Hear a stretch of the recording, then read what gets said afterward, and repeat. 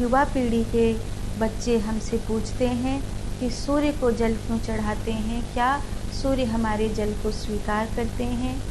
तो अक्सर हम में से बहुत सारे लोग उत्तर नहीं दे पाते कि सूर्य को जल क्यों चढ़ाते हैं। बस इतना कहते हैं हमारे धर्म में परंपरा है सूर्य को जल चढ़ाने की, तुझे भी चढ़ाना है, सवाल मत पूछ, चुपचाप सुबह सुबह उठ के सूर्य को जल चढ़ा दे।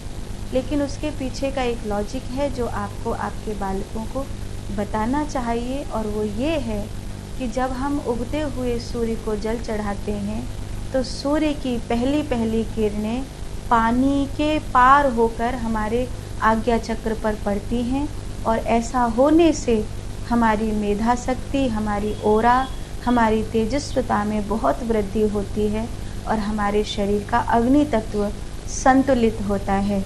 वैज्ञानिकों की भाषा में कहें तो अगर कॉपर जो होता है, जो तांबा होता है, उसको अगर मध्यस्थ में रख करके सूर्य की रोशनी को डालते हैं तो कई बच्चों ने ऐसा वैज्ञानिक की प्रयोग भी किया है जिससे सूर्य के ताप से कॉपर मिलने पर वो एक कागज़ को आग लगा देता है।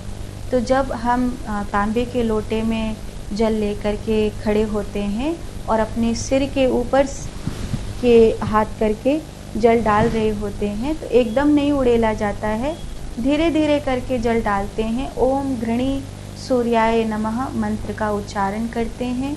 तो जो उगते हुए सूर्य की पहली पहली रोशनी है वो उस जल में से, जो कॉपर के पात्र, तांबे के पात्र में से निकल के गया है, उस जल में से होकर सूर्य की किरणें हमारी आँखों को, हमारी आज्ञा चक्र को छूती हैं। इसीलिए सूर्य को जल चढ़ाना अति उत्तम होता है।